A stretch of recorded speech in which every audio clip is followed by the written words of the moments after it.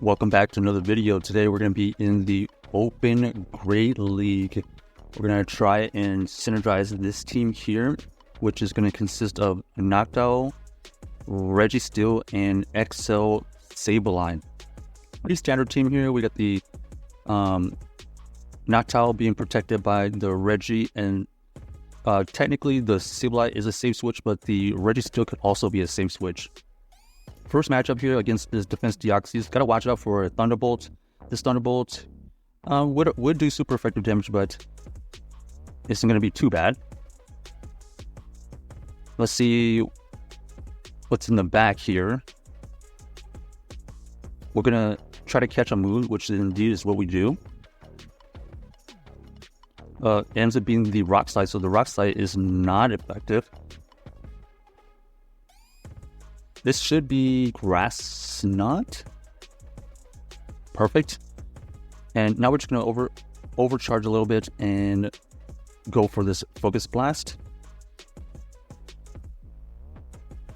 Now we're just going to see what we have in the back here. So far, they've revealed that they have a Defense Deoxys and Cradily Core.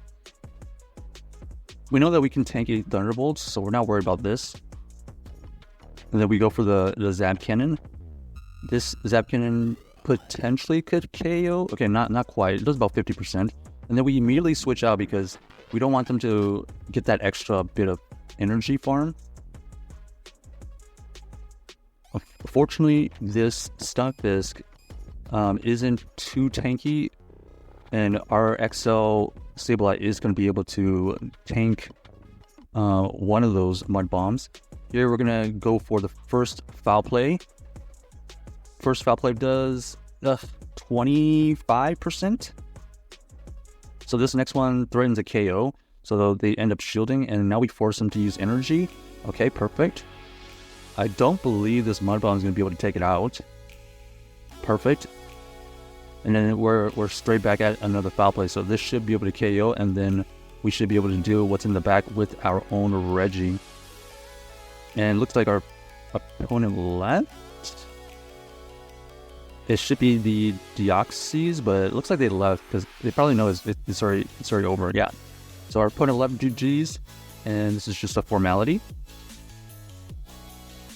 This team here is the one we're using with the Noctowl is pretty tanky. Couple things we got to worry about is obviously in the lead the Alolan Ninetales Powder Snow version. It would be able to break up the Sableye and Noctowl core right there, so keep in mind about that. Even a Shadow Swampert with energy would be pretty lethal against us. So we had the great advantage. The Scrafty was having an unfavorable matchup against the Noctowl, so they switched out into their Azumarill. We have counter swap into the Reggie. We know we can tank at least one Hydro Cannon so that we don't shield that first one. Here we're just going to go for a Zap Cannon. They end up shielding, and we do get the debuff, so even though we probably could tank another Hydro Pump, but we're just going to go for the next Zap Cannon immediately. And just to be safe, we're just going to shield here. And this is a potential farm down if they allow us. If they don't allow us, we're going to throw the Focus Blast. Okay, and that's exactly what we do. This is going to eventually get a shield, or it's going to KO, maintain alignment, and then... Okay, that switch out was maybe questionable because they end up revealing that they have the Scrafty. They brought back in the Scrafty, and now we're kind of in a weird situation where even though we did get an energy head start with our Noctowl right there, and worst case scenario is what happened. We actually had our Noctowl farmed down without getting to that second Shadow Wall.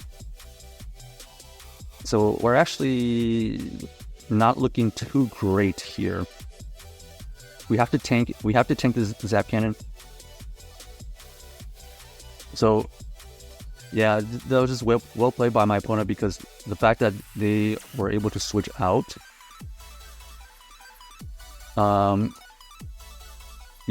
put them in a very, very favorable situation. So GG's to our opponent right there. Nothing much more we could do about that one.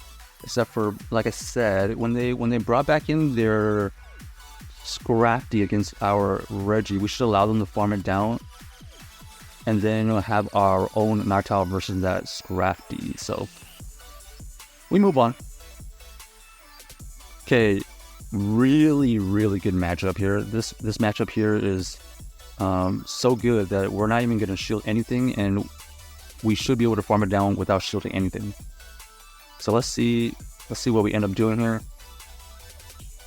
The crazy thing is they're not going to switch out, so that tells me they're either weak to Noctowl the entire way, or they have an ABA team. So we're already thinking about switching out immediately, and yeah, it was looking like they had an ABA. The only thing they had good against the Noctowl was the Lantern, so we immediately switched out. Those are the kind of things that we were already planning on doing. This is going to be a frenzy plan. We should be able to survive it. So now the thinking is, okay, they have a Lantern in the back, right? We want the Lantern to be paired up with our Reggie. Oh, they actually end up shielding. So we're going to come in with our Noctowl, try to throw a sky attack, but they wouldn't CMP. So a bit of an unfortunate situation right there. We're going to have to commit all this energy. This is either going to get a shield or it's going to KO. They double shield. Whoa. So now they have no shields. We're going to throw this Shadow Ball here to just get it in range of potentially Zap Cannon with additional of these lock-ons. We're not going to show the first one here just in case it's like a surf bait. They end up going for the Thunderbolt. The Thunderbolt does quite a bit, but now we're going to be able to get to our own Zap Cannon to potentially get this low enough. And now that the fact that they're debuffed, now we know that we don't have to show this next one, and they're going to be having to use a bunch of energy just to take out this Reggie. Here we might shield here just so we can farm it down completely. Okay, and that's exactly what we do. We're gonna throw the Focus Blast right back at this, and we're gonna be able to farm it down. GG's. So yeah, that right there was pretty obvious what they were trying to do. The fact that they didn't switch out, you should already kind of think in your mind it's an ABA team, or they have the entire team weak to the Noctowl. But because of Noctowl basically just farming down that Trevenant, we had such a big advantage heading to the back line. Another favorable matchup, they switch into their Noctowl. So far they have a Swampert Noctowl core. We're going to be able to tank a Shadow Ball here, and we're obviously going to go for Zap Cannons. We go for the Zap Cannon here because it has a potential to debuff. Okay, so they end up not shielding, and we do get the debuff right there. So this is another situation where we potentially could just farm down. Let's see if we end up making that play so that we have a ton of energy heading into the next Pokemon. Okay, farming over 100, and that's exactly what we do. So really good farm down by us, which allows us to potentially throw 2 Focus Blasts at this Swampert. We force out a shield. Let's see if they get greedy. Ooh, they do end up getting greedy. And that is why that farm down is huge by this Reggie. We throw 2 Focus Blasts, and then we immediately switch out. So we're already anticipating there's either another flyer in the back, or there's some kind of safe switch. So they end up showing that they have the Charizard. This Charizard is basically another flyer, but we're going to be having slight energy to throw back at this Charizard. They end up shielding the first one. We have 2 shields, so basically we just have to double shield and get to the foul play, and this should be GG's. So they're gonna do their best to kind of get these shields out, which is reasonable. But no matter what, we're double shielding here, I believe. There's just no reason not to shield, because once you get to this foul play, okay, we try to go for the extra farm, but we make sure that we threw right when they got to the Dragon Claw. So at best, it's only a Dragon Claw damage, but at best, I mean so we had to get to 2 foul plays basically to beat their entire backline, and GG's to our opponent right there. The reason we actually overfarmed a little bit against that Charizard, it was so that we can get to another foul play when that Swapper ended up coming back. Alright, so far the team is working, and like I said, you gotta watch out for like the Alolan Ninetale that kind of breaks up the Sableye Noctowl core. Fairies are obviously problematic, like this one potentially, but the Noctowl is a little bit more favorable against these fairies. But we do notice that this is a shadow Alolan Ninetales that's going to be running Charm, so we're taking just crazy amount of damage right now. We do end up, okay, they end up switching out. I felt like they could have just farmed us down with double shielding, but they decide that they're gonna switch out and try to draw out our Lantern counter, which is exactly what we do. So now we can't use our Registeel against their Alolan Ninetales. We do get the debuff right there, which is nice. They're probably gonna be throwing a bunch of Thunderbolts here, but they're super debuffed, so we don't have to worry about that. Here, there was reason to go for the Focus Blast, but we ended up just going for the Zap Cannon just to get this out of the way. And wow, what a backline for them. Scrafty, actually bad for us.